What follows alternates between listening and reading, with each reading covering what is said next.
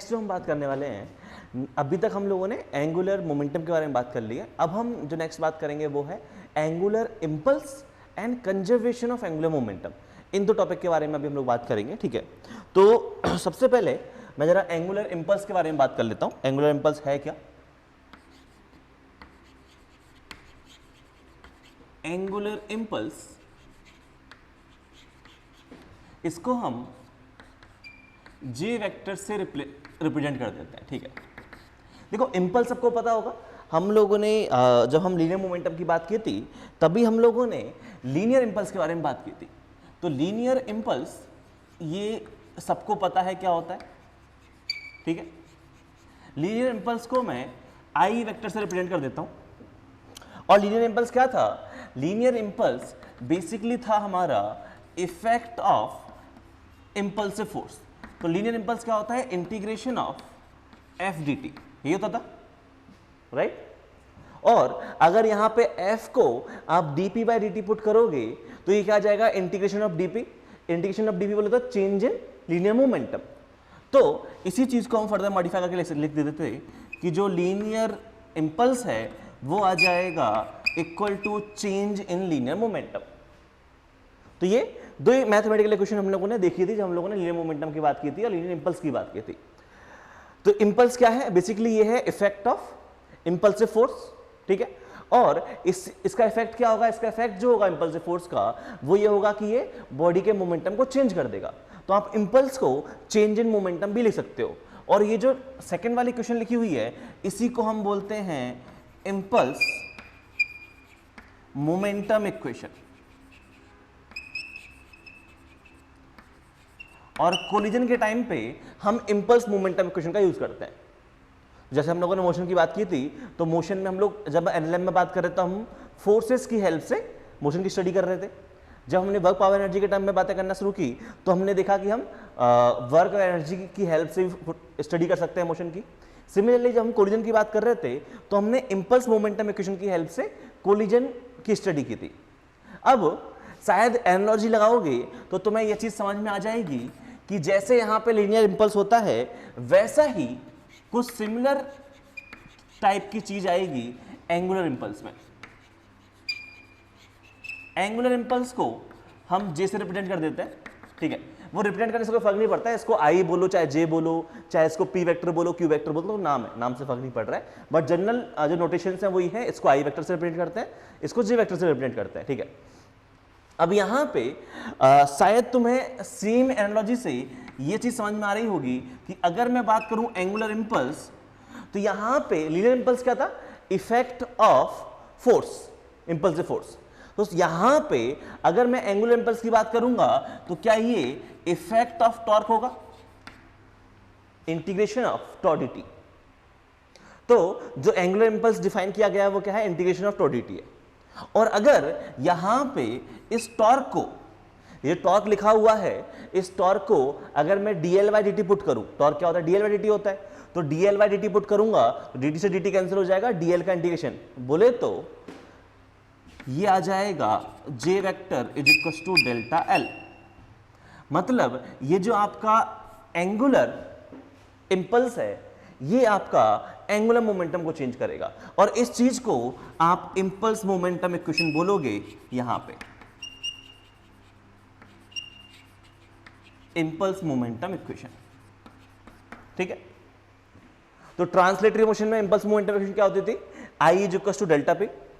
और rotational motion में angular impulse momentum equation क्या होती है? J is equal to delta L, ठीक है।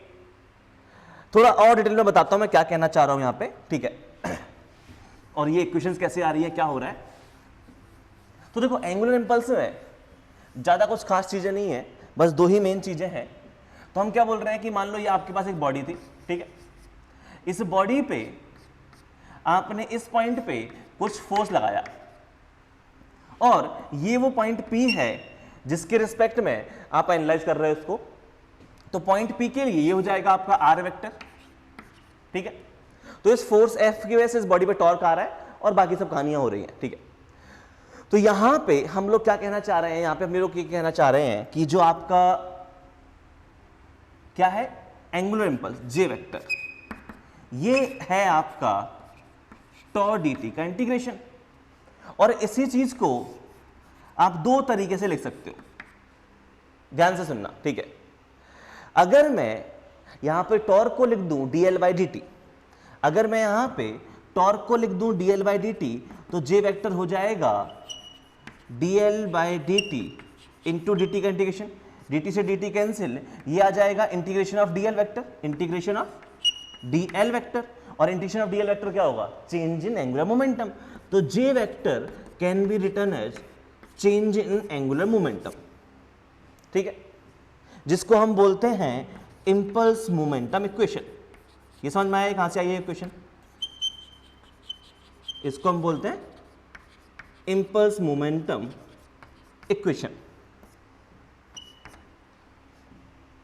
दूसरा चीज ये है कि ये जो टॉर्क है, इस टॉर्क को आप dl/dt ना लिख के क्या कुछ और भी लिख सकते हो? हाँ, टॉर्क को हम r क्रॉस f लिख सकते हैं। तो वही लिखते हैं और देखते हैं क्या बनेगा। तो सेकंड जो है वो ये है कि आप जे वेक्टर को लिख दो, यहां से जे वेक्टर है इंटीग्रेशन ऑफ टॉ dt, और टॉ को लिख दोगे r क्रॉस f dt का इंटीग्रेशन। तो यहां से अगर मैं r वेक्टर को बाहर निकाल दूं, ठीक है, तो ये क्या लिखा हुआ है, ध्यान से देखना, ये लिखा हुआ है r cross integration of f dt। ये जी समझ में आई?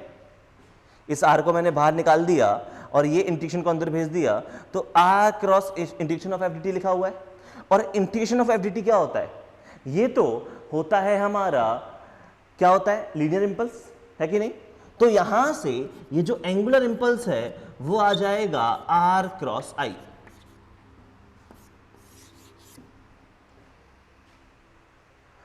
तो दो टाइप के इक्वेशंस हैं इस पूरे के पूरे टॉपिक में, एंगुलर इंपल्स के में। एक तो ये है कि एंगुलर इंपल्स को आप चेंज इन एंगुलर मोमेंटम ले सकते हो, और दूसरा ये है कि एंगुलर इंपल्स को आप लीनियर इंपल्स की फॉर्म में भी लिख सकते हो, है कि नहीं? जरा सोच के देखो कि फोर्स की वजह से, फोर्स जो हमारा इंपल्स से फोर्स आ रहा है उसका इफेक्ट क्या है, इंपल्स है, ठीक है। अब जो इंपल्सिव फोर्स है, उस इंपल्सिव फोर्स की वजह से टॉर्क भी आएगा, एक टॉर्क आएगा तो उसकी वजह से हमारा क्या आ जाएगा, एंगुलर इंपल्स आ जाएगी। तो शायद तो मेरे देख के समझ में आ रहा है कि फोर्स और टॉर्क के बीच में रिलेशन होता है, तो सिमिलरली लीनियर इंपल्स और एंगुलर इंपल्स के बीच में एक रिलेशन होना ही चाहिए, और निकल के भी आ रहा है। ये समझ पा रहे हो? Torque is equal to r cross f होता है। वैसे ही अगर मैं बात करूंगा फोर्स का इफेक्ट है क्या, लीनियर इंपल्स, तो टॉर्क का इफेक्ट है एंगुलर इंपल्स, तो यही रिलेशन निकल के आना चाहिए लॉजिकली, और निकल के भी यही आ रहा है। तो ये जो है, ये है हमारी relation between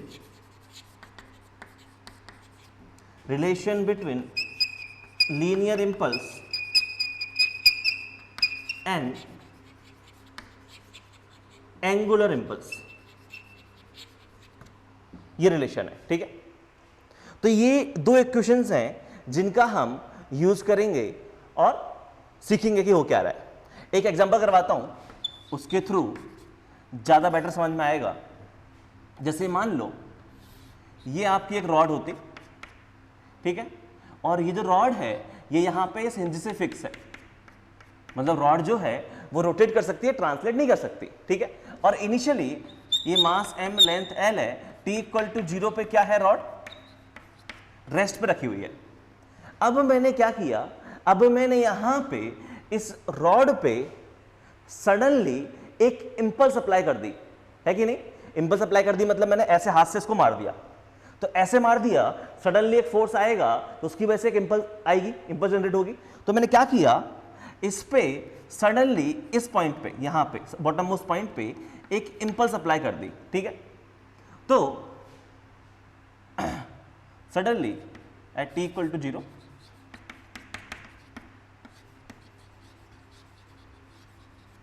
suddenly an impulse I naught is applied. Find angular velocity of rod just after. Basically अगर मैंने t इक्वल टू 0 पे इस पे इंपल्स अप्लाई की है, तो t इक्वल टू 0 प्लस पे कितना ओमेगा से रॉड रोटेट करेगी वो आपको बताना है। अब जरा समझो कि यहाँ पे हो क्या रहा है, उसके बाद हम लोग इसको सॉल्व करने की बात करेंगे। तो सबसे पहले तो आपको ये चीज देख के समझ में आ रहा है कि यहाँ पे मैंने नीचे की तरफ एक इंपल्स अप्लाई की है, तो उसकी वजह से क्या हुआ होगा, इस बॉडी को, इंपल्स का काम क्या है, इंपल्स का काम है बॉडी को ट्रांसलेट करवाना, उसका लीनियर मोमेंटम चेंज करना, ठीक है। अब यहां पे लेकिन बॉडी क्या ट्रांसलेट तो करेगी नहीं, होगा क्या, यहां से एंड फिक्स है, तो शायद आपको देख के ये तो फील आ रही होगी कि एक इंपल्स हमने यहां अप्लाई की है तो तुरंत ही एक और इंपल्स यहां आ जाएगी, तुरंत ही एक और इंपल्स यहां आ जाएगी, ये जी समझ पा रहे हो, ठीक है। लेकिन हमें उसके बारे में बात नहीं करनी है, हमें सिर्फ और सिर्फ बात करनी है कि ये कितने ओमेगा से रोटेट करेगा, उसके बारे में बात करनी है। तो होगा क्या यहां पे t इक्वल टू 0 प्लस पे अगर मैं बात करूं,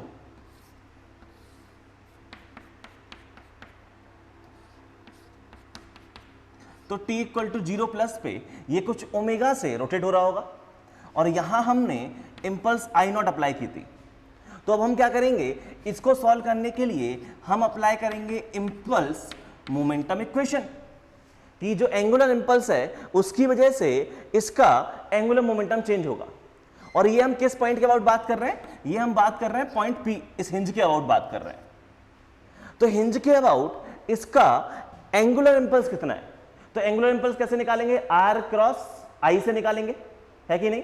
तो R क्रॉस I, तो R वेक्टर यहां पे क्या हो जाएगा, ये हो जाएगा आपका R वेक्टर, और ये हो जाएगा I। तो R क्रॉस I से आप शायद समझ पा रहे हो कि एंटी क्लॉकवाइज डायरेक्शन में कितना एंगुलर इंपल्स आया, वो आ गया है R कितना है हमारा L डिस्टेंस, तो L इंटू I0 इतना एंटी क्लॉकवाइज डायरेक्शन में हमारा आ गया है एंगुलर इंपल्स। और ये क्या करेगा, इसके एंगुलर मोमेंटम को चेंज करेगा। तो इस पॉइंट P के अबाउट ये बॉडी क्या कर रही है, प्योर रोटेशनल मोशन परफॉर्म कर रही है, और प्योर रोटेशनल मोशन में एंगुलर मोमेंटम क्या होता है, I इंटू ओमेगा। तो ये कितना आ जाएगा, ये आ जाएगा I omega final minus I omega initial, ये आपका चेंज इन एंगुलर मोमेंटम है। और इनिशियल एंगुलर मोमेंटम कितना था, 0 था, है कि नहीं। तो इसको सॉल्व कर देते हैं, ये लिखा हुआ है I0 into L moment of inertia. अच्छा, यहाँ पे ये जो I है वो मोमेंट ऑफ इनर्शिया है, ठीक है, और ये जो I है वो क्या है, इंपल्स है। तो मोमेंट ऑफ इनर्शिया कितना है, तो मोमेंट ऑफ इनर्शिया आ जाएगा 1/3 ml स्क्वायर इंटू ओमेगा जो हमें निकालना है। और शायद आप देख के समझ गए होंगे, यहाँ से L से L कैंसिल, ये आ जाएगा 3I0 डिवाइड बाय ml, ये आपके ओमेगा डैश की वैल्यू है। इतने एंगुलर वेलोसिटी के साथ ये रॉड जो है वो रोटेट करने लग जाएगी जस्ट अगले इंस्टेंट पे। t इक्वल टू 0 पे इंपल्स ने हिट किया ऐसे करके, ठीक है, तो अगले इंस्टेंट पे रोटेट करने लग जाएगी। और यहाँ पे याद रखना, इंपल्स सिर्फ t इक्वल टू 0 पे लगी है, उसके बाद इंपल्स हट गई है। ये क्वेश्चन ऐसा था कि रॉड रखी हुई थी, मैंने ऐसे हाथ से ऐसे मार दिया, जैसे कैरम में मारते हैं, वैसी कुछ कहानी है। तो करना क्या है, पहले क्वेश्चन में फिर से रिपीट कर रहा हूँ, बहुत सिंपल सी कहानी होगी। आपको आपको इंपल्स मोमेंटम इक्वेशन सॉल्व करनी है, ठीक है। तो जो एंगुलर इंपल्स है equals to change in angular momentum, और एंगुलर इंपल्स आप निकाल सकते हो लीनियर इंपल्स की हेल्प से या फिर इंटीग्रेशन ऑफ टॉडिटी, दो तरीके हैं। और ये जो चेंज इन एंगुलर मोमेंटम है वो आप देख लेना क्वेश्चन में क्या हो रहा है। क्वेश्चन में अगर बॉडी प्योर रोटेशनल मोशन कर रही है तो आई ओमेगा आ जाएगा, कंबाइन मोशन कर रही है तो हम वो भी निकालना आता है हमको, बॉडी ट्रांसलेट कर रही है तो भी निकालना आता है एंगुलर मोमेंटम कैसे निकालते हैं। तो चेंज इन एंगुलर मोमेंटम ये आके तुमको सॉल्व कर देना है। मैं एक आध दो क्वेश्चन दे रहा हूँ उसी तरीके के, वो आपको सॉल्व करने हैं, ठीक है। अभी तो मैं लिख देता हूँ वो क्वेश्चन।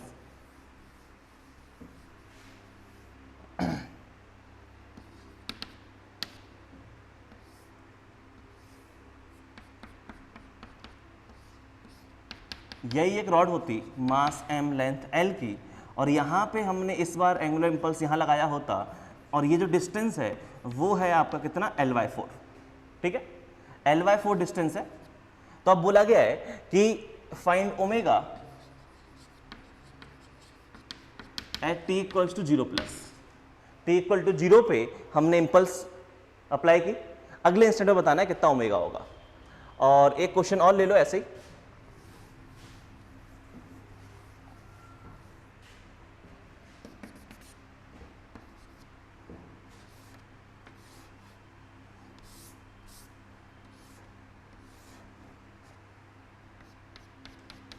ये एक रॉड है मास m लेंथ l की, और इसके मिड पॉइंट पे, है कि नहीं? इसके मिड पॉइंट पे यहाँ पे एक हिंज लगी हुई है और हमने इसको एंगुलर इंपल्स यहाँ अप्लाई किया है कितना, आई नॉट। पूछा गया है find omega at T equals to 0+। दोनों क्वेश्चन में टी इक्वल टू 0 पे बॉडी रेस्ट पे थी, टी इक्वल टू 0 पे मैंने इंपल्स अप्लाई की है, ठीक है।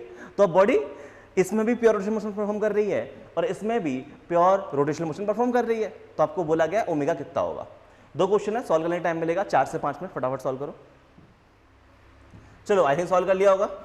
तरीका क्या है सॉल्व करने का, तो आप यहाँ अप्लाई करोगे कि ये जो भी एंगुलर इंपल्स आई होगी उसने इस बॉडी का एंगुलर मोमेंटम चेंज किया होगा और ये हम पॉइंट पी के अबाउट बात कर रहे हैं, ठीक है। तो अब यहाँ पे कितना एंगुलर इंपल्स आया है इस पॉइंट पी के अबाउट, तो एंगुलर इंपल्स आ जाएगा linear impulse multiply by R cross I आता है, जे क्या आएगा आर क्रॉस आई। तो यहाँ पे आर कितना है, आर तो ये डिस्टेंस है 3l/4, ठीक है, और आई कितना है वो है आई नॉट, और सिंस एंगल 90 डिग्री पे है इसलिए हम डायरेक्ट मल्टीप्लाई कर दिया दोनों का। अब रही बात डायरेक्शन की बात, तो आर क्रॉस एफ देखोगे तो डायरेक्शन क्या आ गई, एंटी क्लॉकवाइज आ गई, मतलब रॉड जो है वो हमारे एंटी क्लॉकवाइज डायरेक्शन में रोटेट करेगी। Equals to change in angular momentum, तो चेंज इन एंगुलर मोमेंटम क्या आ जाएगा, इसका मोमेंट ऑफ इनर्शिया कितना है 1/3 ml² omega final minus omega initial. Omega initial 0 है कि नहीं? तो यहां से सॉल्व कर लेते हैं इसको, तो ये हमारा L से L कैंसिल, ये आ जाएगा 9I0 डिवाइडेड बाय 4 ml, ये आपकी ओमेगा डैश की वैल्यू है। समझ में आया? काफी सिंपल क्वेश्चन था। सिमिलरली हम बात कर रहे हैं नेक्स्ट क्वेश्चन के बारे में। नेक्स्ट क्वेश्चन में भी सेम कहानी है कि angular impulse equals to change in angular momentum. Angular impulse कितना आता है आर क्रॉस आई, तो एंगल 90 डिग्री है तो आर कितना है, ये l/2 डिस्टेंस है, और ये कितना आ जाएगा I0 इंटू l/2, कोई दिक्कत नहीं है।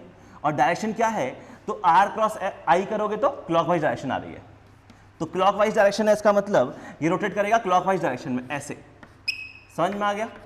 ठीक है, डायरेक्शन से हम ये बता देंगे ओमेगा किस तरफ होगा, क्लॉकवाइज की एंटी क्लॉकवाइज।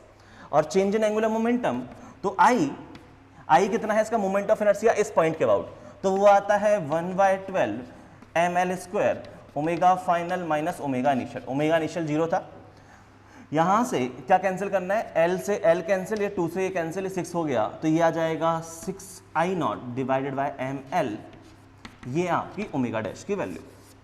समझ में आया? तो काफी सिंपल क्वेश्चन है, इस तरीके से हम क्वेश्चन को सॉल्व करेंगे, कोई इशू नहीं है। चलो इसको साफ करते हैं, फिर हम लोग और आगे बात करेंगे। ओके, अब हम जो नेक्स्ट बात करने वाले हैं, अब हम लोग बात करने वाले हैं कंजर्वेशन के बारे में, ठीक है।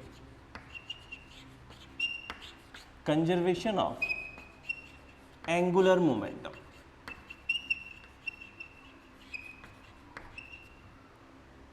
क्या कहानी है सुनते हैं। देखो लीनियर मोमेंटम के बारे में हमको ऑलरेडी पता है कि लीनियर मोमेंटम की अगर मैं बात करूं तो वहां पे क्या कंडीशन बनती है, वहां पे कंडीशन बनती थी कि sigma F external is equals to dp/dt, यही होता था, है कि नहीं। अब यहां पे अगर ऐसा हो जाए कि हमारा सिग्मा एफ एक्सटर्नल 0 हो जाए, इसका मतलब rate of change of linear momentum 0 हो जाएगा, मतलब लीनियर मोमेंटम हमारा कंजर्व रहेगा। ये चीज हम पढ़ चुके हैं जब हम लोगों ने ट्रांसलेटरी मोशन के बारे में बात की थी। तो इफ सिग्मा एफ एक्सटर्नल 0 है देन आपका जो लीनियर मोमेंटम है वो कांस्टेंट है। इसका मतलब ये है कि आपका इनिशियल लीनियर मोमेंटम और फाइनल लीनियर मोमेंटम सेम रहेगा, ये आपका कंजर्व रहेगा। सेम जो कहानी है यही सेम टाइप की कहानी होगी किसमें, एंगुलर मोमेंटम के केस में। एंगुलर मोमेंटम में अगर मैं बात करूं तो क्या होता है, तो देखो एंगुलर मोमेंटम में जो आपका टोटल जो भी टॉर्क आ रहा है, बॉडी पे जो भी टॉर्क आ रहा है वो रिस्पॉन्सिबल होता है उस बॉडी के एंगुलर मोमेंटम को चेंज करने के लिए। और अब अगर इस बॉडी पे जो टोटल टॉर्क है अगर मैं वही 0 कर दूं, ठीक है, इसका मतलब क्या है, इसका मतलब ये है देन आपका जो एंगुलर मोमेंटम है वो कांस्टेंट हो जाएगा। और एंगुलर मोमेंटम कांस्टेंट रहेगा मतलब आपका एंगुलर मोमेंटम कैसा रहेगा, कंजर्व रहेगा। ये चीज समझ में आया। तो एंगुलर मोमेंटम कंजर्व करने के लिए कंडीशन ये है कि आपकी बॉडी पे नेट टॉर्क 0 होना चाहिए। या आप इस चीज को ये भी समझ सकते हो कि हमने एक और चीज देखी थी, क्या देखा था, एंगुलर इंपल्स के फॉर्म में। एंगुलर इंपल्स के फॉर्म में हमने क्या देखा था, वो ये था कि बॉडी पे अगर हम लोग बात कर रहे हैं टोटल एंगुलर इंपल्स के बारे में, वो आता है चेंज इन एंगुलर मोमेंटम। अब अगर बॉडी पे जो आपका नेट एंगुलर इंपल्स है अगर वो जीरो हो जाए तो क्या उस केस में आपका ये जो डेल्टा एल है, डेल्टा एल क्या है, चेंज इन एंगुलर मोमेंटम, वो जीरो हो जाएगा, मतलब आपका एंगुलर मोमेंटम कंजर्व रहेगा। तो कंजर्वेशन ऑफ एंगुलर मोमेंटम की कंडीशन क्या लगानी है हमारे पास, अगर ऐसा हो रहा है कि हमारी बॉडी पे, हम बॉडी पे जो स्टडी कर रहे हैं या तो हम टॉर्क की फॉर्म में स्टडी करेंगे या हम इंपल्स की फॉर्म में स्टडी करेंगे। अगर हम टॉर्क की फॉर्म में स्टडी कर रहे हैं और हम देख रहे हैं कि बॉडी पे नेट टॉर्क जीरो है, इसका मतलब ये है बॉडी पे सिस्टम पे, ठीक है, तो इसका मतलब ये हमारे सिस्टम का एंगुलर मोमेंटम कंजर्व रहेगा। और अगर मैं देख रहा हूं इंपल्स की फॉर्म में, तो अगर बॉडी पे नेट एंगुलर इंपल्स जीरो है कि नहीं, तो उस केस में हम लोग बात करेंगे कि हमारी बॉडी का एंगुलर मोमेंटम जीरो रहेगा, कंजर्व रहेगा, ठीक है, चेंज जीरो रहेगा। क्या कहना चाह रहा हूं, वैसे रियल लाइफ एग्जांपल आपने देखे होंगे इसमें एक आध, ठीक है, जैसे कि ये सबने देखा होगा, वैलेट डांस की बात कर रहे हैं हम लोग, ठीक है। वैलेट डांस में क्या होता है कि ये हमारा एक प्लेटफॉर्म है, ठीक है, इस प्लेटफॉर्म पे एक पर्सन खड़ा होगा और ये जो पर्सन है इसके हाथ पहले दूर होते हैं, ठीक है, और ये पर्सन अपनी एक्सिस के अबाउट ओमेगा से मूव कर रहा होता है, कोई इशू नहीं है। अब क्या हुआ, ये जो पर्सन के हाथ पहले ऐसे थे, अब पर्सन ने हाथ अपने अंदर कर लिए, इसके बाद क्या हुआ, पर्सन ने अपने जो हाथ हैं वो अंदर कर लिए। तो हाथ अंदर करने से क्या होगा, इसका ओमेगा जो है वो चेंज हो जाता है। और क्या होता है, अगर तुम ढंग से ऑब्जर्व करोगे तो तुम देखोगे कि इनिशियली जब हाथ बाहर थे तो उसका ओमेगा कम था, जैसे ही उसने हाथ अंदर कर लिए उसका जो ओमेगा है वो आपका चेंज हो जाएगा। अब बढ़ेगा या कम होगा ये कैसे देखेंगे, तो बहुत सिंपल सी कहानी है कि यहां पे ना तो कोई एक्सटर्नल फोर्स आया ना ही कोई एक्सटर्नल इंपल्स आई, इसका मतलब इस केस में जो आपका टॉर्क है वो जीरो है, और अगर टॉर्क जीरो है इसका मतलब आपका एंगुलर मोमेंटम कैसा रहेगा, कंजर्व रहेगा। और एंगुलर मोमेंटम क्या होता है, आई ओमेगा होता है। अब जरा ध्यान दो कि पहले हाथ बाहर थे तो आई ज्यादा था, है कि नहीं, हाथ बाहर है तो ये एम आर स्क्वायर वाला टर्म और आ रहा है एक्स्ट्रा। अब मैंने हाथ अंदर कर लिए तो एम आर स्क्वायर में आर बहुत छोटा हो गया, मतलब जैसे इसने हाथ अंदर कर लिए इसका आई क्या हो गया, कम हो गया। और अगर इसका आई कम हो गया तो क्या इसका ओमेगा बढ़ना चाहिए, बिल्कुल बढ़ना चाहिए, और होता भी यही है कि नहीं, कि जब उसको हाथ बाहर थे, जब वो पर्सन मूव कर रहा था वेले डांस करते टाइम, तो उस इंस्टेंट पे उसका ओमेगा कम था, लेकिन जैसे उसने हाथ अंदर कर लिए वो काफी फास्ट स्पिन करने लग जाता है, उसका ओमेगा बहुत ज्यादा हो जाता है, तो उसका जो रीजन है वो है एंगुलर मोमेंटम, ठीक है। तो ये conservation of angular momentum use करते हैं यहाँ पे, जिसकी वजह से ये अपना ओमेगा को इन्फ्लुएंस कर पाते हैं, या तो ओमेगा बढ़ा लेंगे या ओमेगा कम कर लेंगे। अब इसने फिर से हाथ बाहर कर दिए तो फिर से क्या हो जाएगा, फिर से अब हाथ बाहर कर दिए तो आई बढ़ गया, ओमेगा कम हो जाएगा। तो इस चीज पे काम करते हैं, ठीक है। एक हम क्वेश्चन देख लेते हैं, न्यूमेरिकल क्वेश्चन देख लेते हैं कि कैसे क्वेश्चन बन सकते हैं यहाँ पे। तो देखो क्वेश्चन कैसे बन सकते हैं, बहुत ही सिंपल सी कहानी है। जैसे मान लो यहाँ पे फिर से वही हम बात कर रहे हैं कि एक रॉड है,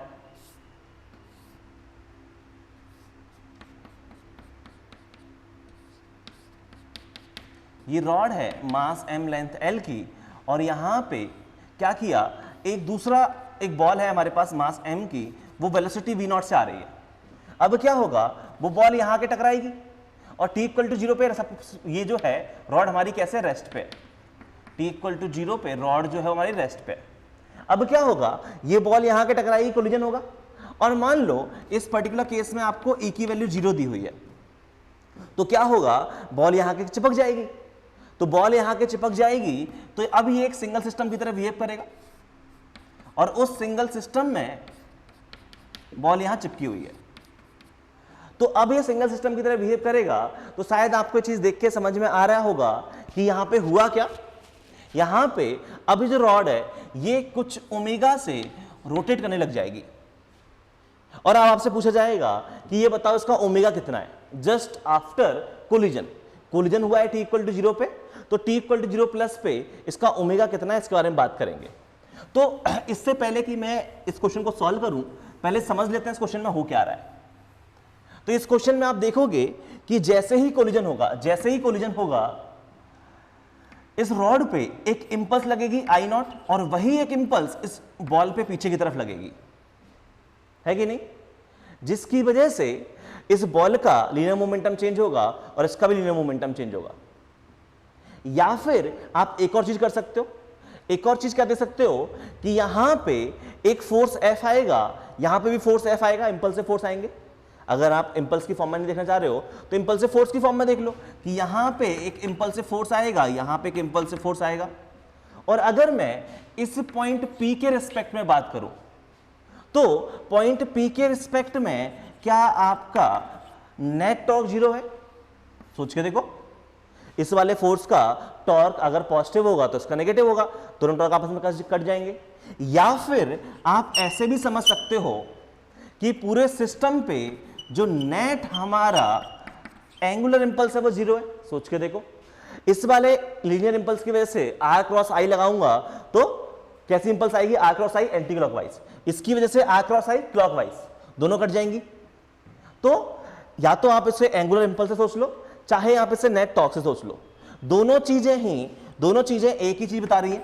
और क्या निकल के आ रहा है कि आपका ये जो एंगुलर मोमेंटम है वो आपका कंजर्व है। ये चीज समझ में आई? तो एंगुलर मोमेंटम कंजर्व है तो कर लेते हैं कंजर्व, कौन सी बड़ी बात है फिर। तो हम यहां पे एंगुलर मोमेंटम जो है वो हम पूरे सिस्टम का कंजर्व कर रहे हैं।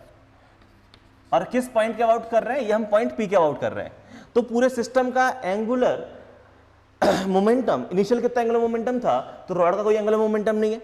जो भी एंगुलर मोमेंटम है इस बॉल का है, और इस बॉल का एंगुलर मोमेंटम कितना आएगा? आर क्रॉस पी के हिसाब से। तो आर क्रॉस पी के हिसाब से एम वी नॉट ये हमारा पी हो जाएगा, और आर कितना है? एल है, परपेंडिकुलर डिस्टेंस लेते हैं, line of action of momentum से परपेंडिकुलर डिस्टेंस लेते हैं एल, ठीक है। तो कितना हो जाएगा? ये हो जाएगा हमारा एम वी नॉट एल। ये है हमारा इनिशियल एंगुलर मोमेंटम, क्योंकि रॉड का 0 है। और शायद आपको इसे देख के समझ में आ रहा होगा कि ये किस डायरेक्शन में है, ये जो है वो एंटी क्लॉकवाइज है। इसीलिए जब फाइनली रॉड और दोनों साथ साथ मूव कर रहे हैं तो एंटी क्लॉकवाइज ही मूव कर रहे हैं, समझ में आए? ओमेगा एंटी क्लॉकवाइज दिया हुआ है। अब यहाँ पे फाइनली सिस्टम का एंगुलर मोमेंटम कितना हो जाएगा? तो ये एक सिंगल सिस्टम की तरह बिहेव करेगा, और पूरा का पूरा सिस्टम क्या कर रहा है? प्योर रोटेशनल मोशन परफॉर्म कर रहा है। तो आई इंटू ओमेगा लगा दो, तो इस सिस्टम का नेट मोमेंट ऑफ इनर्शिया कितना है? वो है 1/3 ml स्क्वायर इस रॉड का, प्लस इस बॉल का हो जाएगा ml स्क्वायर इंटू ओमेगा। ये हमारा फाइनल एंगुलर मोमेंटम है सिस्टम का। तो सॉल्व कर लेते हैं, कोई बड़ी बात नहीं है। तो यहाँ से ml कैंसिल कर दिया, ये लिखा हुआ है v नॉट, इसकी वैल्यू कितनी हो जाएगी? इसकी वैल्यू हो जाएगी 4/3 l इंटू ओमेगा डैश। तो ओमेगा डैश की वैल्यू आ जाएगी 3v नॉट बाय 4l। ये आपका एंगुलर वेलोसिटी होगी जिससे पूरा सिस्टम मूव करेगा just after collision, t equals to 0+ पे। समझ में आया क्या क्या किया यहाँ पे? तो ऐसे ही 2-4 क्वेश्चन और मैं दे रहा हूँ जो तुम्हें सॉल्व करने हैं, ठीक है। और फील लेना कि यहाँ पे क्वेश्चन में हो क्या रहा है, ठीक है। और हम लोग मेनली एंगुलर क्वांटिटीज के बारे में ही बात कर रहे हैं, चले। बाकी आपको एक चीज देख के और समझ में आ रही होगी कि यहाँ पे भी कुछ ना कुछ इंपल्स आई होगी, यहाँ पे भी कुछ ना कुछ आया होगा, लेकिन उसका हम इसी पॉइंट के about net angular impulse calculate कर रहे हैं। तो आर क्रॉस आई करेंगे तो इसका एंगुलर इंपल्स 0 हो जाएगा, है ना। लीनियर इंपल्स तो आएगी, कुछ ना कुछ आई डैश आया होगा। चलो तो आगे करते हैं बात। ओके, सामने 4 क्वेश्चन लिखे हुए हैं, ठीक है। फर्स्ट क्वेश्चन में क्या है? एक रॉड है, मास एम, लेंथ एल की, ठीक है। टी इक्वल्स टू 0 पे ये एक दूसरी बॉल है, मास एम, वेलोसिटी v नॉट से आ रही है, आके टकराई, कितना डिस्टेंस l/3 पे। तो अब बोला गया है कि यहाँ पे ई की जो वैल्यू है वो भी 0 है, ठीक है, चिपक जाएगा आके। इनइलास्टिक कोलिजन है, परफेक्टली इनइलास्टिक कोलिजन। तो अब बोला गया पूरा सिस्टम कितने ओमेगा से मूव करेगा। ऐसा ही ये वाला क्वेश्चन है, यहाँ पे क्या है कि ये एक बुलेट है, ये एक डिस्क है, ठीक है, और ये आके टकराया है, ई की वैल्यू 0 है। अब यहाँ पे किस प्लेन में मूव करेगा? तो ये चीज समझना कि ये ऐसा है, ठीक है, यहाँ पे आके स्ट्राइक किया है, ये ऐसे रखा हुआ है, और अब मूव कैसे करेगा? तो इस प्लेन में मूव करेगा इस तरीके से। तो इसका एक्सेस जो है वो ये है, ठीक है। कोई ये मत समझ लेना कि इसका एक्सेस ये वाला है। ये वाला एक्सेस तब होता जब ये पार्टिकल ऐसे से मूव करता है, ऐसे ऐसे, तो ये वाली एक्सेस आती। यहाँ पे मूव कैसे कर रहा है, ऐसे से मूव कर रहा है, इसका मतलब एक्सिस कौन सी वाली है, ये वाली एक्सिस है, ऐसे, ठीक है, समझ में आ रहा है।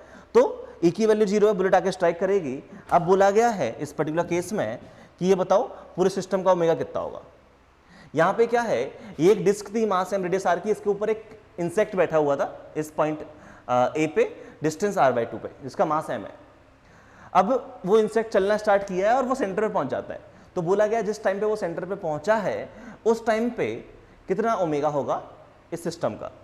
ये अर्थ है, अर्थ में कुछ इंटरनल मैकेनिज्म की वजह से कोई एक्सटर्नल फोर्स नहीं लगाया मैंने, कुछ इंटरनल मैकेनिज्म की वजह से इसकी रेडियस r से r/2 हो जाती है। अब बताया, अब बोला गया है कि ये बताओ अभी क्या होता है, एक दिन में 24 घंटे होते हैं। अब बोला गया है कि रेडियस r से r/2 हो गई तो ऑब्वियस सी बात, कोई एक्सटर्नल फोर्स नहीं लगा तो इसका एंगुलर मोमेंटम कंजर्व रहेगा, मतलब I × ओमेगा कंजर्व रहेगा। तो अगर इसका रेडियस चेंज हो गई मतलब इसका मोमेंट ऑफ इनर्शिया चेंज हो गया, और मोमेंट ऑफ इनर्शिया चेंज हो गया तो ओमेगा भी चेंज होगा। मतलब होगा क्या, ये यहाँ पे इसका मोमेंट ऑफ इनर्शिया देख के समझ में आया हो, कम हो जाएगा। तो अर्थ जो है वो और फास्ट मूव करने लग जाएगी, और फास्ट मूव करेगी तो ओमेगा बढ़ गया, और ओमेगा बढ़ गया तो उसका जो एक दिन में भी 24 घंटे होता है वो टाइम पीरियड कम हो जाएगा। तो बोला गया है वो नया टाइम पीरियड कितना है, कितने घंटे होंगे एक दिन में, वो पूछा गया, ठीक है। यहाँ पे ध्यान रखना हर एक क्वेश्चन में कंजर्वेशन ऑफ एंगुलर मोमेंटम ही लगेगा। अब सोचो कैसे लग रहा है, क्यों लग रहा है, ठीक है। चलो देखते हैं।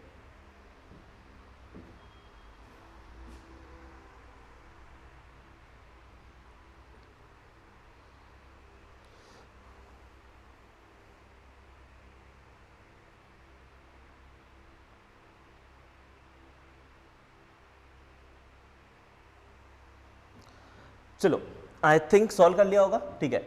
यहाँ पे क्या बात करोगे, यहाँ पे आपको देख के समझ में आ रहा है कि जैसे ही टकराएंगे तो फोर्सेस पेयर में आएंगे तो उसकी वजह से नेट टॉर्क 0 आएगा, या बोल दो इंपल्स पेयर में आएंगे तो उसकी वजह से जो नेट एंगुलर इंपल्स है वो 0 आएगी सिस्टम पे, तो एंगुलर मोमेंटम कंजर्व रहेगा। अब एंगुलर मोमेंटम कंजर्व रहेगा तो इनिशियल एंगुलर मोमेंटम कितना है, तो इनिशियल एंगुलर मोमेंटम है सिर्फ और सिर्फ इसकी वजह से, क्योंकि रॉड तो रेस्ट पे है, ठीक है। तो रॉड रेस्ट पे है तो इनिशियल एंगुलर मोमेंटम है mv0 इंटू ये डिस्टेंस कितना है 2l/3 इक्वल टू फाइनल क्या होगा, पूरा सिस्टम एक ओमेगा से रोटेट करेगा इस तरफ, समझ में आ रहा होगा। इसकी वजह से जो हमारा इनिशियल एंगुलर मोमेंटम है वो कैसा है, एंटी क्लॉकवाइज है। तो फाइनली ओमेगा भी एंटी क्लॉकवाइज आना चाहिए।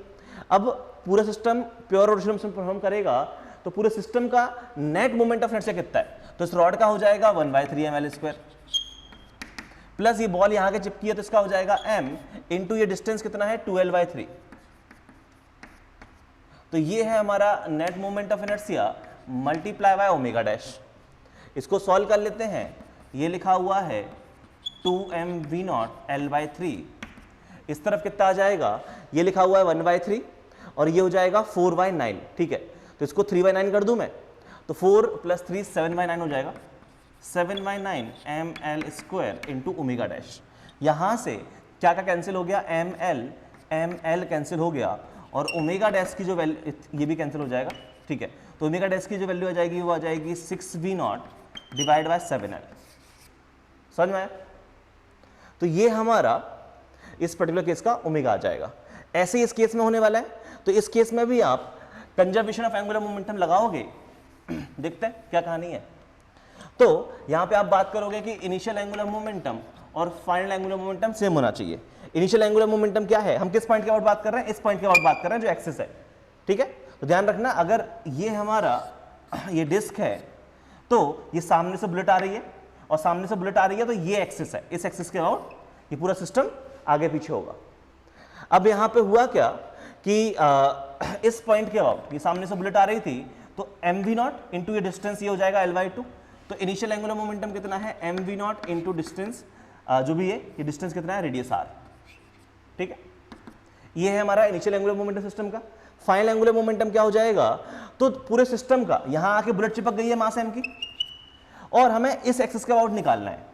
तो परपेंडिकुलर टू द प्लेन कितना होता है, ½ mr², इसके अबाउट कितना आ जाएगा 1/4 mr², मैं डिस्क निकाल रहा हूं, ठीक है।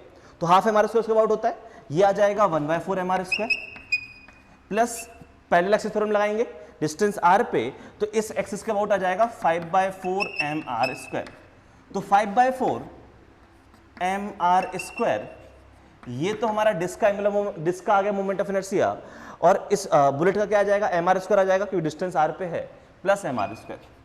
ये हमारे पूरे सिस्टम का net moment of inertia multiply by omega dash.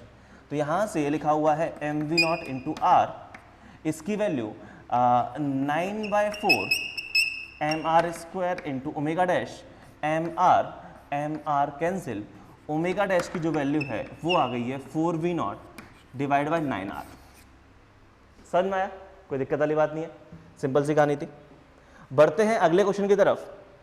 अगले क्वेश्चन में क्या बात करनी है, तो फिर से एंगुलर मोमेंटम कंजर्व रहेगा, क्योंकि यहाँ पे भी जो भी फोर्स आया होगा, ये जो इंसेक्ट मूव करके गया है, जो भी फोर्स आया होगा पेयर में आया होगा, है कि नहीं, तो नेट टॉर्क 0 आ जाएगा।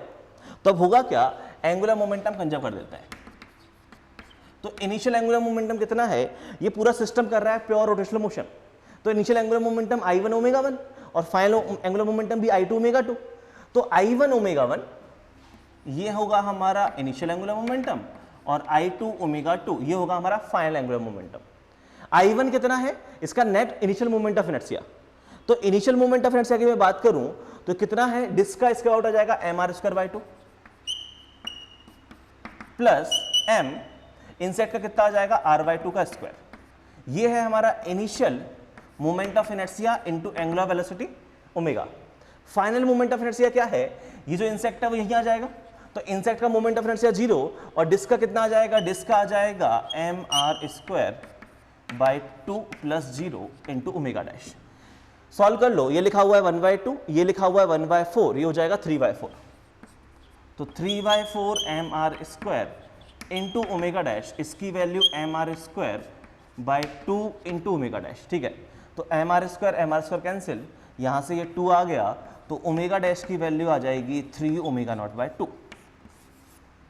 और शायद देख के समझ में आ रहा होगा कि फाइनली इनिशियली जो मोमेंट ऑफ इनर्शिया था ज़्यादा था, फाइनल मोमेंट ऑफ इनर्शिया कम हो गया, तो मोमेंट ऑफ इनर्शिया कम हो गया तो ओमेगा को बढ़ना पड़ेगा, और वही तो हुआ है, ओमेगा 50% बढ़ गया है ना, 3/2 टाइम्स हो गया है। चलो उसके बाद लास्ट क्वेश्चन में, लास्ट क्वेश्चन भी काफी इंटरेस्टिंग क्वेश्चन है। यहां पे क्या हुआ है, यहां पे अगर मैं बात करूं तो इनिशियल मोमेंट ऑफ इनर्शिया कितना है, ठीक है, इनिशियल मोमेंट ऑफ इनर्शिया है 2/5 mr स्क्वायर, यही होता है, सॉलिड स्फीयर है, ठीक है।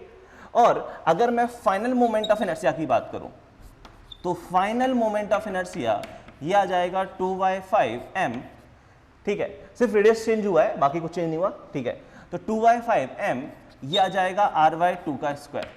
और शायद देख के समझ में आ रहा है कि अगर मैं इस मोमेंट ऑफ इनर्शिया को I0 बोलूं तो ये जो मोमेंट ऑफ इनर्शिया है वो I0/4 लिखा हुआ है, मतलब आपका मोमेंट ऑफ इनर्शिया 1/4 टाइम्स हो गया। और यहां पे आपको पता है कि आपका एंगुलर मोमेंटम तो कंजर्व है, और एंगुलर मोमेंटम कंजर्व है तो शायद देख के समझ में आ रहा होगा कि अगर मेरा I कम हुआ है तो ओमेगा बढ़ेगा, और I कितना हुआ है, I 1/4 हुआ है, तो ओमेगा फाइनल क्या आ जाएगा मेरा, ओमेगा फाइनल मेरा 4 टाइम्स होना चाहिए।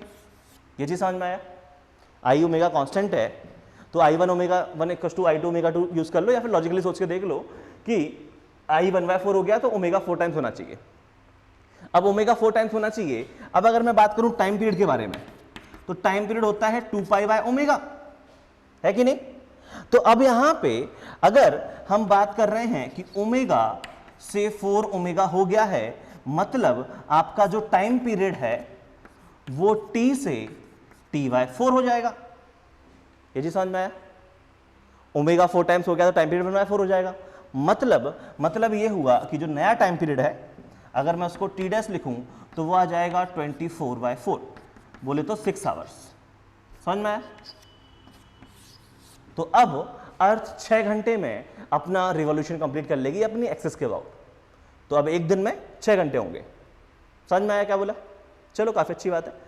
तो अब हम ये बेसिक बातें कर चुके हैं, थोड़ी सी और इंटरेस्टिंग बातें करता हूं मैं, तो पहले हटा देता हूं, फिर अपन वो बात करेंगे, ठीक है। चलो अब हम थोड़ी सी इंटरेस्टिंग बातें करने वाले हैं। अभी हम जो बातें कर रहे थे वो हम बातें कर रहे थे प्योर रोटेशनल मोशन की, ठीक है। अब कंजर्वेशन ऑफ एंगुलर मोमेंटम, ठीक है, आपका कंबाइन मोशन में भी एप्लीकेबल होगा। या आप ये समझ लो कि अगर हमने एक पार्टिकल पे इम्पल्स लगाई सच दैट वो पार्टिकल कंबाइन मोशन करने लग जाए, तो उस टाइप की कहानियों को हम कैसे सॉल्व करेंगे? तो सुनते हैं क्या होगा। जैसे मान लो ये आपकी एक रॉड थी, ये एक हॉरिजॉन्टल ग्राउंड पे रखी हुई थी ऐसे कुछ, ठीक है, और मान लेते हैं यहाँ पे क्या है, इसका मास है m, लेंथ है l, और अब यहाँ पे या मास 2m मान लो, लेंथ l, और अब यहाँ पे ये कुछ मास m वेलोसिटी v0 से आता और इस बॉटम मोस्ट पॉइंट पे आके स्ट्राइक करता, ठीक है। रॉड थोड़ी बड़ी बना लेता हूं मैं, ऐसी कुछ कहानी होती है ना। तो बेसिकली एक हॉरिजॉन्टल प्लेटफॉर्म है, वहां पे एक बॉल ने आके स्ट्राइक किया, तो अब जो रॉड है वो ऐसे घूमते हुए आगे जाएगी। ये जो रॉड है आपको देख के समझ में आ रहा हो, यहाँ पे हिंज वगैरह तो कुछ है नहीं, तो रॉड हमारे ट्रांसलेट भी करेगी और रोटेट भी करेगी, और जो ई की वैल्यू है वो कितनी है, 0 है। या चलो ई की वैल्यू 0 मत लो, क्या करो, यहाँ पे ये है कि इसका नाम ए है, ठीक है, तो बॉल ए स्टॉप्स जस्ट आफ्टर कोलिजन, ठीक है।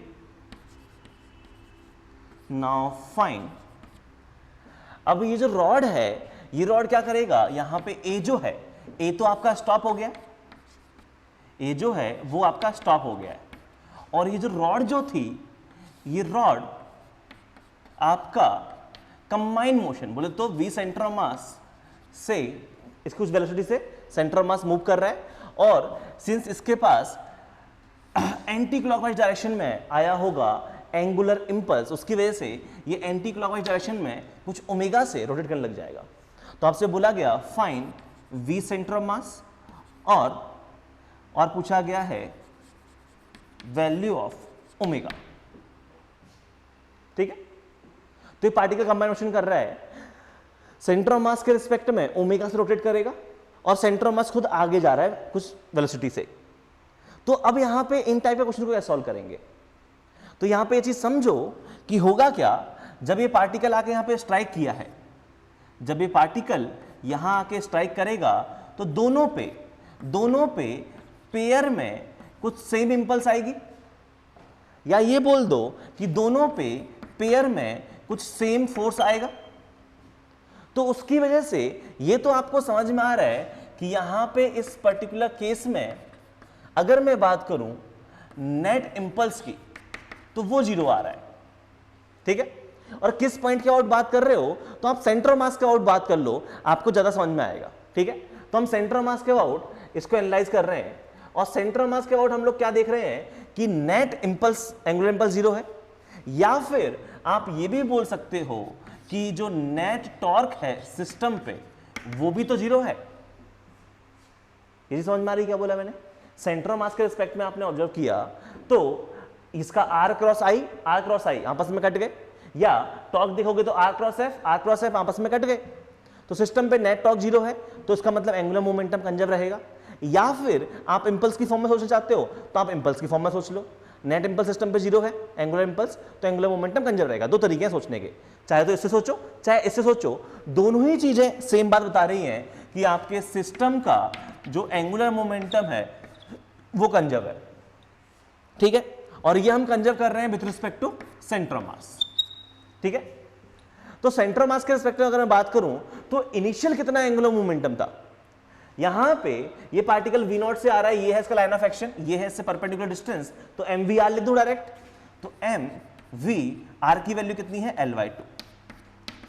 फाइनल एंगुलर मोमेंटम कितना आएगा, तो यहां पे बात करोगे तो सेंटर के अबाउट कितना मोमेंट ऑफ इनर्शिया है इस रॉड का, वो है हमारा 1/12 ml², इस पॉइंट के अबाउट, ठीक है।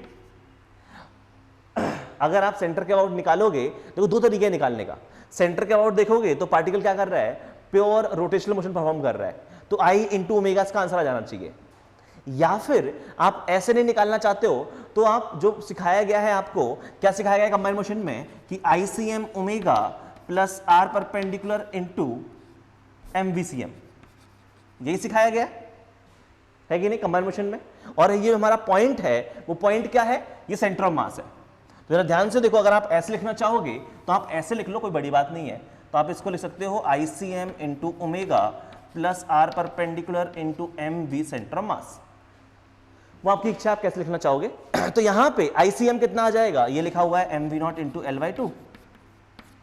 ICM कितना है, ये आ जाएगा 1/12 ml स्क्वायर इंटू ओमेगा, जिस ओमेगा से मूव कर रहा है omega dash, plus R perpendicular.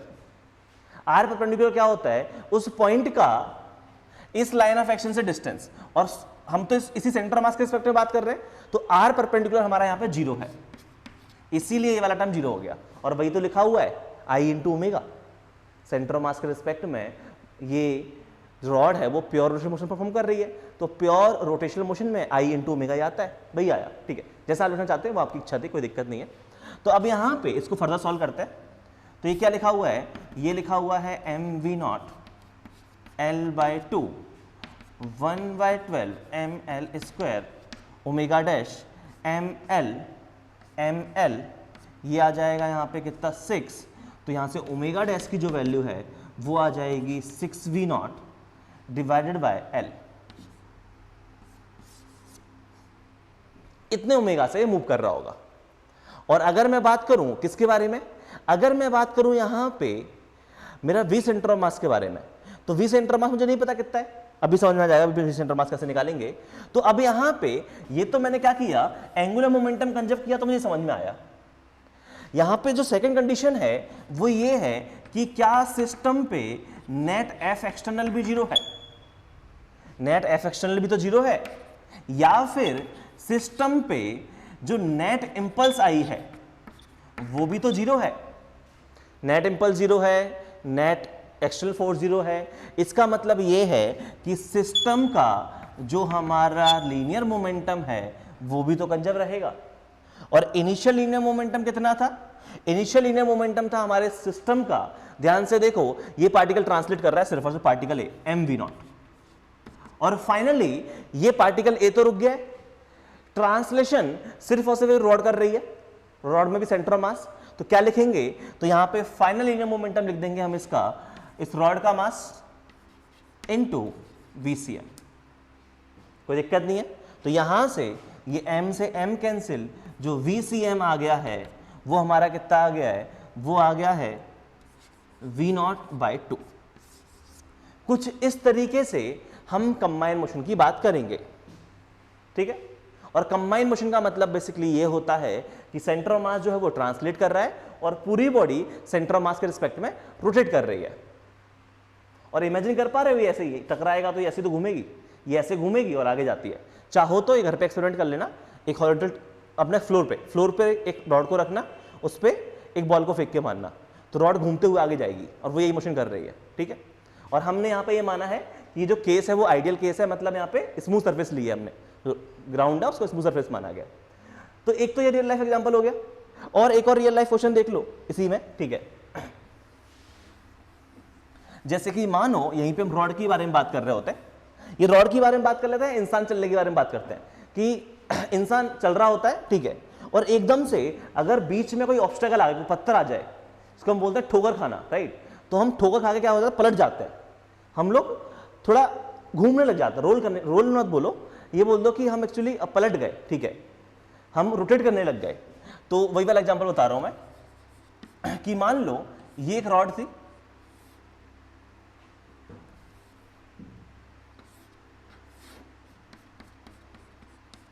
और ये रॉड है मास M लेंथ L की, और इसका सेंटर मास जो है वो V0 से मूव कर रहा है।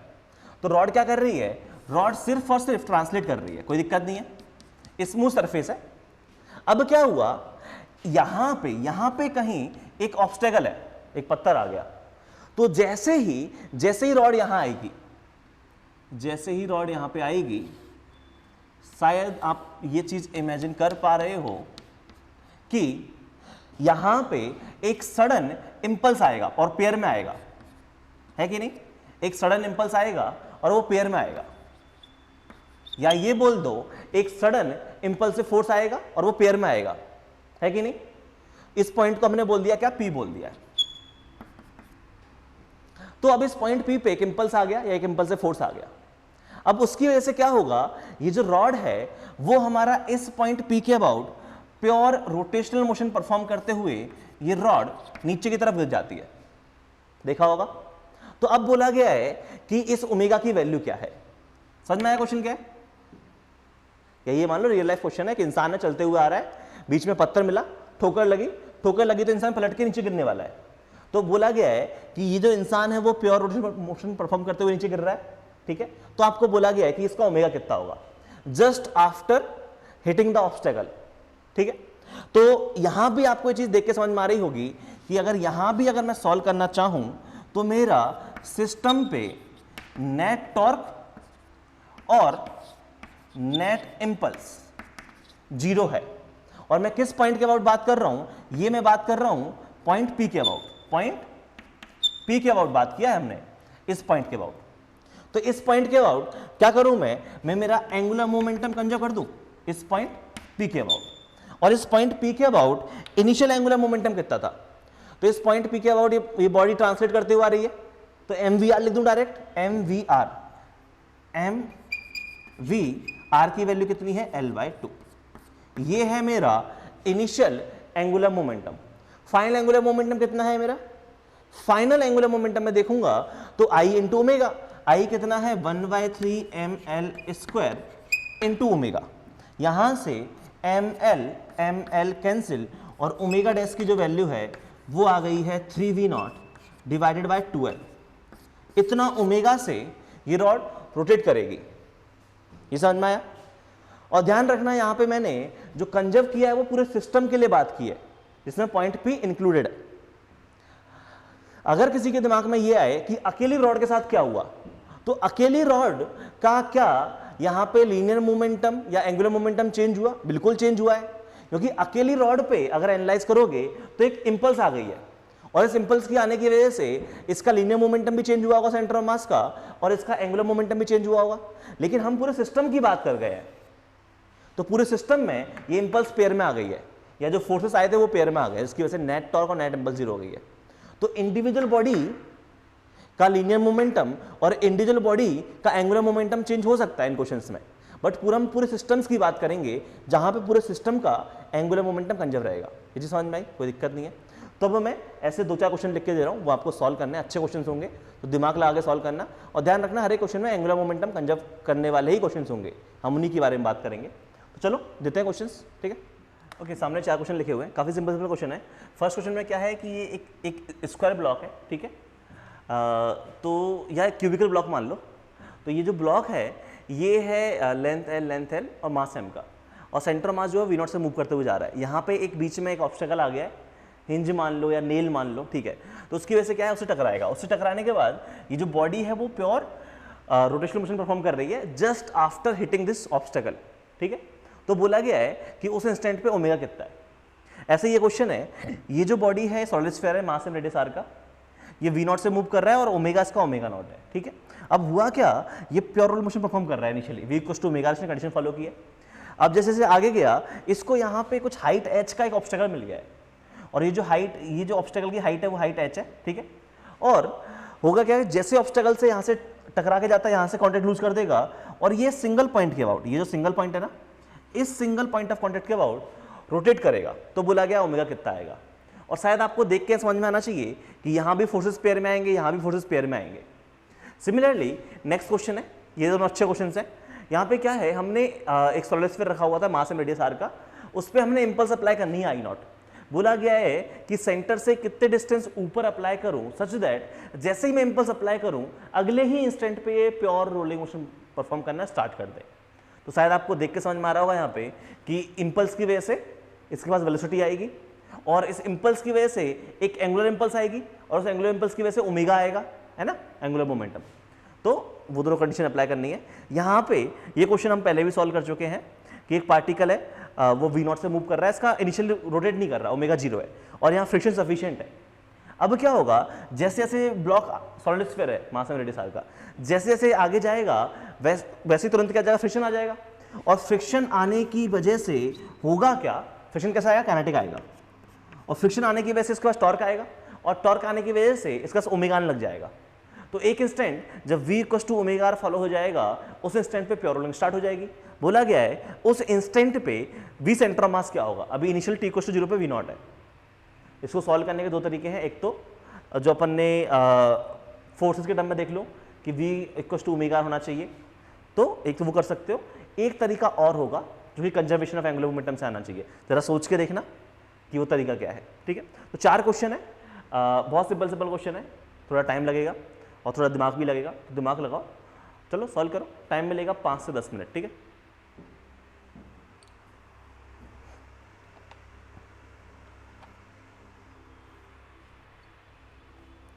चलो आई थिंक सॉल्व कर लिया होगा। यहां पे आप देखोगे कि जो भी इंपल्स आएगा वो किस में आएगा, पेयर में आएगा। तो यहां पे आप कंजर्वेशन ऑफ एंगुलर मोमेंटम लगा सकते हो कि इनिशियल एंगुलर मोमेंटम और फाइनल एंगुलर मोमेंटम इस पॉइंट P के अबाउट कैसा होना चाहिए, सेम होने चाहिए। इनिशियल एंगुलर मोमेंटम की मैं बात करूं तो इस पॉइंट P के अबाउट इनिशियल एंगुलर मोमेंटम कितना है, mvr, तो mvr कितना है, l/2। फाइनल कितना है, तो इस पॉइंट के अबाउट i इंटू ओमेगा। इस पॉइंट के अबाउट i कैसे निकालेंगे, तो आपको इस सेंटर के अबाउट तो i पता है, ये होता है 1/12, ये होता है 1/12, तो सेंटर के अबाउट कितना आता है, 1/6 ml² आता है, याद होगा। तो ये आ जाएगा 1/6 ml²। लेकिन मुझे तो पॉइंट P के अबाउट i चाहिए, तो मैं यहाँ पे पैरेलल एक्सिस थ्योरम लगा दूं और पैरेलल एक्सिस थ्योरम के हिसाब से डिस्टेंस कितना है, l/√2, तो प्लस m l/√2 का स्क्वायर, इतना हमारा मोमेंट ऑफ इनर्शिया होगा मल्टीप्लाई बाय इसका ओमेगा डैश। समझ में आएगा किया, तो सॉल्व कर लेते हैं। ये लिखा हुआ है mv0 l/2, ये कितना है 1/6 ml², ये ml²/2, 3 का मल्टीप्लाई डिवाइड करेंगे तो ये हो जाएगा 4/6 ml² इंटू ओमेगा डैश। ठीक है, यहाँ से आ जाएगा 3 ml कैंसिल, ये आ जाएगा 3v0/4l, ये आपका ओमेगा डैश की वैल्यू मिल जाएगी। समझ में आएगा किया, conservation of angular momentum about this point P, जो कि ऑब्स्टेकल है हमारा। इस पर्टिकुलर केस में भी यही होगा कि यहाँ जो भी फोर्सेस आएंगे या जो भी इंपल्स आएंगे वो पेयर में आएंगे। तो अगर मैं इसको पॉइंट P बोलूं तो इस पॉइंट P के अबाउट आप कंजर्वेशन ऑफ एंगुलर मोमेंटम लगा सकते हो। ठीक है, तो हम बोलेंगे कि जो इनिशियल एंगुलर मोमेंटम है और final angular momentum about this point P conserve रहना चाहिए। तो इनिशियली पार्टिकल क्या कर रहा है, इनिशियली पार्टिकल कर रहा है प्योर रोलिंग मोशन। ठीक है, तो ट्रांसलेट भी कर रहा है, रोटेट भी कर रहा है। तो कैसे निकालते हैं इसका, ICM into omega, initial angular momentum ICM into omega. ICM कितना है 2/5 mr² into omega plus r perpendicular. r perpendicular इस, देखो ये है इसका लाइन ऑफ एक्शन मोमेंटम का, ये है इससे परपेंडिकुलर डिस्टेंस। और शायद आप देख के समझ पा रहे होगे कि परपेंडिकुलर डिस्टेंस कितना है, ये डिस्टेंस r है, ये हाइट है h, तो ये डिस्टेंस कितना हो गया r - h, तो ये आ गया परपेंडिकुलर डिस्टेंस इनटू मोमेंटम। ये है इसका इनिशियल एंगुलर मोमेंटम इस पॉइंट P के अबाउट। फाइनल एंगुलर मोमेंटम क्या आ जाएगा, इस पॉइंट के अबाउट ये पार्टिकल परफॉर्म कर रहा है प्योर रोटेशनल मोशन, तो I इंटू ओमेगा, और I कितना आता है यहाँ पे 7/5 mr², 2/5 mr² plus mr², 7/5 mr² into omega dash. समझ में आया क्या किया। ठीक है, तो यहाँ से m कैंसिल, और यहाँ से जो ओमेगा डैश की वैल्यू है तो 5/7 का मल्टीप्लाई कर दो, तो 5/7 का मल्टीप्लाई करेंगे तो ये कितना हो जाएगा 5/7r। ठीक है, ये है 2/5 m, अच्छा m तो कैंसिल हो ही गया है, 2/5 r² omega naught plus v0 r - h, ये हमारा ओमेगा डैश की वैल्यू आएगी। अब यहाँ पे ओमेगा नॉट की वैल्यू क्या है, v0/r, तो वो पुट कर दो, उसको सिंप्लीफाई कर लो, जो भी आंसर आएगा ये आंसर है बेसिकली। तो आपको बस ये समझ में आना चाहिए कि हमने कंजर्वेशन ऑफ एंगुलर मोमेंटम कैसे लगाया है। नेक्स्ट क्वेश्चन जो है, नेक्स्ट क्वेश्चन में क्या है कि यहाँ आपको देख के समझ में आना चाहिए कि हमने सिस्टम पे एक लीनियर इंपल्स अप्लाई की है। तो लीनियर इंपल्स अप्लाई की है तो उस लीनियर इंपल्स की वजह से क्या होगा, हमारा सिस्टम का एंगुलर मोमेंटम चेंज होगा। तो जो भी हमारे सिस्टम पे लीनियर इंपल्स आती है वो सिस्टम के लीनियर मोमेंटम को चेंज करती है। तो लीनियर इंपल्स कितनी आ रही है, लीनियर इंपल्स है I0, और फाइनली हमारा सिस्टम रोलिंग मोशन परफॉर्म करेगा तो क्या होगा, ये V0 से जाएगा और ये ओमेगा से रोटेट करेगा, तो लीनियर मोमेंटम कितना आ जाएगा m into V centre of mass. तो यहां से जो वी सेंटर ऑफ मास की वैल्यू है वो आ जाएगा आई नॉट डिवाइड बाय m, इसमें कोई डाउट नहीं है, ठीक है। सेकेंड कंडीशन हम अप्लाई करेंगे कि यहां पे सिस्टम पे एक नेट एंगुलर इंपल्स आ गई है और वो एंगुलर इंपल्स इस सिस्टम के एंगुलर मोमेंटम को चेंज करेगा, और ये हम बात कर रहे हैं किसके रिस्पेक्ट में, सेंटर ऑफ मास के रिस्पेक्ट में बात कर रहे हैं। तो सेंटर ऑफ मास के रिस्पेक्ट में अगर मैं बात करूं तो यहां पे कितना है angular impulse, r cross i होता है, r की वैल्यू x है, तो ये आ जाएगा आई नॉट इंटू एक्स। और एंगुलर मोमेंटम अगर हम बात करें कितना है चेंज इन एंगुलर मोमेंटम, तो इनिशियली सिस्टम क्या था, रेस्ट पे था, ठीक है। और फाइनली हमारा सिस्टम क्या कर रहा है, फाइनली हमारा सिस्टम कर रहा है प्योर रोलिंग मोशन, और हम इस पॉइंट के अबाउट बात कर रहे हैं, तो इस पॉइंट के अबाउट आ जाएगा 2/5mr² इंटू जो भी ओमेगा है उस इंस्टेंट पे, ठीक है। और क्या करोगे, ठीक है, प्लस 0, क्योंकि r perpendicular into M V centre of mass करते हैं तो r परपेंडिकुलर 0 आ गया है। तो यहां से ये आ जाएगा आई नॉट इंटू एक्स, इसकी वैल्यू 2/5mr², और ओमेगा आपने ओमेगा निकाला है क्या, ओमेगा आपको पता है, ठीक है। ओमेगा आप कैसे निकालोगे, तो आपको पता है कि नेक्स्ट कंडीशन जो होती है वो आ जाएगा कि v centre of mass is equal to omega dash into r। तो यहाँ से ओमेगा डैश क्या है, ओमेगा डैश है आपका v centre of mass divide by r, और v सेंटर ऑफ मास कितना है आई नॉट, तो आई नॉट डिवाइड बाय mr, ये है आपका ओमेगा डैश। इसकी वैल्यू छाप दूं यहाँ में, यहाँ पे, तो ये आ जाएगा आई नॉट डिवाइडेड बाय mr। ध्यान से देखो, आई नॉट से आई नॉट कैंसिल, m से m कैंसिल, r से एक r कैंसिल, यहाँ से जो x की वैल्यू है वो आ गई 2r/5। तो 2r/5 डिस्टेंस पे अगर मैं इंपल्स आई नॉट अप्लाई करूंगा तो मेरा सिस्टम जो है वो प्योर रोलिंग मोशन परफॉर्म करना स्टार्ट कर देगा। लास्ट क्वेश्चन के बारे में बात करते हैं। लास्ट क्वेश्चन काफी इंटरेस्टिंग क्वेश्चन है। लास्ट क्वेश्चन को सॉल्व करने के दो तरीके हैं। एक तो तरीका ये है कि यहां पे इसके मोशन को एनालाइज कर लो, तो इसको मोशन को एनालाइज करेंगे तो होगा क्या, मेथड नंबर 1, ये हमारा पार्टिकल जो है वो v0 से मूव कर रहा है और पीछे की तरफ आ गया है काइनेटिक फ्रिक्शन। अब काइनेटिक फ्रिक्शन कितना है मुझे नहीं पता, ठीक है। यहां पे ये लग रहा है नीचे की तरफ mg और ये लग रहा है ऊपर की तरफ नॉर्मल फोर्स, ये इस पे फोर्सेस लग रहे हैं। तो यहां पे आपको देख के समझ में आ गया होगा कि एक तो पीछे की तरफ आ जाएगा a0 एक्सेलरेशन और एक आ जाएगा इसके पास अल्फा। और अगर मैं इसको सॉल्व करूं तो यहां पे नेट एक्सटर्नल फोर्स कितना है, तो ये तो कट जाएंगे, जो a0 की वैल्यू है वो आ जाएगी friction divide by mass m। और अगर मैं इसके अल्फा की बात करूं तो अल्फा क्या आ जाएगा, तो net torque is equal to I alpha कर दें, और किस पॉइंट के अबाउट निकाल रहे हैं, हम सेंटर मास के अबाउट बात कर रहे हैं। तो नेट टॉर्क कितना है, नेट टॉर्क जो है mg का बिल्कुल नहीं है, नॉर्मल का तो कुछ नहीं आएगा, जो भी टॉर्क आएगा इसकी वजह से आएगा, तो यह आ जाएगा Fk इंटू आर। आई कितना है, तो बॉडी हमने ली है सॉलिड स्फीयर, तो 2/5mr² इंटू अल्फा, तो यहां से r से r कैंसिल, अल्फा की जो वैल्यू है वो है 5f डिवाइडेड बाय 2mr, ये है हमारा अल्फा की वैल्यू। अब हमने क्या बोला कि प्योर रोलिंग कब होगा, प्योर रोलिंग तब होगा जब v equals to v centre mass equals to omega into r आ जाए, है कि नहीं, क्योंकि इस पॉइंट पे ये हमारा इधर v0 है, पीछे है ओमेगा r, तो दोनों इक्वल होने चाहिए। तो VCM कितना है किसी भी इंस्टेंट पे, v equals to u plus at के हिसाब से ये आ जाएगा v0 माइनस at, और ओमेगा r कितना आ जाएगा, ओमेगा आ जाएगा alpha t into r। Value छाप देते हैं, तो यहां से v0 minus fk divide by m into T, ये तो आ गया इसकी वैल्यू RHS में क्या जाएगा, अल्फा है हमारा 5f divided by 2mr into T into R, R से आर कैंसिल। और ध्यान से देखो, यहां से जो v0 की वैल्यू है इसको इस तरफ भेज देते हैं, तो 5/2 प्लस 1 ये हो जाएगा 7/2 fk divide by m into T. तो यहां से हमें वो टाइम मिल गया जिस इंस्टेंट पे प्योर रोलिंग स्टार्ट होगी, और वो टाइम क्या आ गया है, वो टाइम आ गया है 2m v0 divide by 7f। यही आ गया वो टाइम। और अब हमें बात करना है कि उस टाइम पे वेलोसिटी ऑफ सेंटर ऑफ मास कितनी है। हम फालतू में लंबा कर रहे हैं, लेकिन एक तरीका बता रहा हूं कि एक तरीका ये होता है, ठीक है, जो हमने सीखा था बचपन में। तो यहां पे अगर मैं बात करूं वी सेंटर ऑफ मास की, तो उस इंस्टेंट पे वी सेंटर ऑफ मास कितना हो जाएगा, ये हो जाएगा V naught minus A T naught. V naught minus A कितना है, एफ बाय एम, और टी कितना आ गया है, ये आ गया है 2m V naught divide by 7f।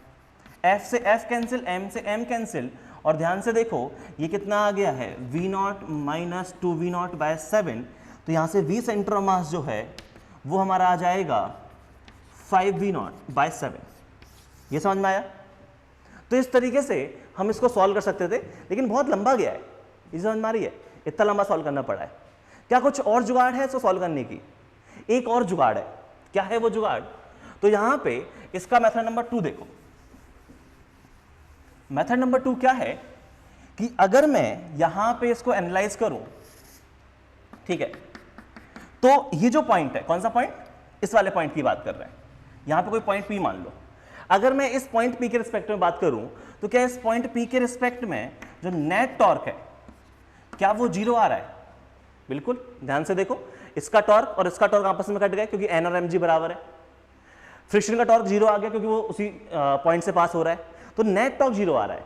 इसका मतलब ये है कि हम ये कर सकते हैं कि हम मोमेंटम कंजर्व कर सकते हैं इस पॉइंट P के अबाउट, और इस पॉइंट P के अबाउट मोमेंटम कंजर्व करते हैं तो देखो क्या आएगा, और बहुत जल्दी आ जाएगा। इनिशियल मोमेंटम कितना है? तो इनिशियली पार्टिकल क्या कर रहा है, सिर्फ और सिर्फ ट्रांसलेट कर रहा है। तो कितना आ जाएगा, ये आ जाएगा mv नॉट इनटू इस लाइन ऑफ एक्शन से परपेंडिकुलर डिस्टेंस, इस लाइन ऑफ मोमेंटम से परपेंडिकुलर डिस्टेंस, तो mv नॉट इनटू r। ये है हमारा initial angular momentum. Final angular momentum क्या आ जाएगा? फाइनली पार्टिकल क्या कर रहा है, प्योर रोलिंग मोशन परफॉर्म कर रहा है। तो उस केस में हम यूज करेंगे एक तो ICM into omega, ICM into omega plus r perpendicular into mv centre mass. यही लिखते हैं कंबाइन मोशन के लिए, वैल्यू छाप देते हैं। देखो यहां पे ये लिखा हुआ है mv नॉट r, ICM कितना है 2/5 mr स्क्वायर, और ओमेगा कितना आ जाएगा, ये आ जाएगा VCM बाय r उस इंस्टेंट पे, क्योंकि प्योर रोलिंग हो रही है। r परपेंडिकुलर कितना है, r परपेंडिकुलर आ जाएगा r into m v centre of मास। यहां ध्यान से देखो, ये r से r कैंसिल, ठीक है, ये क्या लिखा हुआ है 2/5 mr VCM, और ये है mr VCM। कितना हो जाएगा ये हो जाएगा 7/5 mr VCM, और ये है mv not r। mr cancel, जो v सेंटर ऑफ मास है क्या वो तुम्हारा आ गया 5v नॉट बाय 7। काफी जल्दी, देखो आंसर सेम है लेकिन काफी जल्दी निकाल पा रहे हैं। तो वही आपको सोचना है कि कभी कभी आप बहुत ही बेसिक से सॉल्व कर रहे हो, v equals to u plus at और omega equals to alpha into T, ठीक है, तो उससे बहुत टाइम लग रहा था, लेकिन ये जुगाड़ काफी अच्छी काम कर गई कि इस पॉइंट के अबाउट एंगुलर मोमेंटम कंजर्व कर दो, ठीक है, क्योंकि नेट टॉर्क उस पॉइंट के अबाउट 0 है। तो इस तरीके की जुगाड़ आपको ढूंढनी होंगी, और एंगुलर मोमेंटम काफी अच्छा टॉपिक है, काफी ट्रिकी टॉपिक है, इसके काफी सारे एप्लीकेशंस हैं। तो जो बेसिक क्वेश्चंस बनते हैं, जो बेसिक वैरायटी है, कैसे सोचना है, ठीक है, कब कब मोमेंटम कंजर्व करना है, टॉर्क के फॉर्म में कैसे देखना है, इंपल्स की फॉर्म में कैसे देखना है, उसका जो बेसिक आइडिया है वो मैंने काफ़ी हद तक तुम्हें बता दिया है, ठीक है। तो आई थिंक सपोज अच्छे समझ में आ गया होगा। अगर कोई भी दिक्कत है तो हम डिस्कस करेंगे, ठीक है, जूम क्लास में। तो चलो आज की कहानी फिर हम लोग यहीं समाप्त करते हैं, मिलते हैं अगली क्लास में। चलो।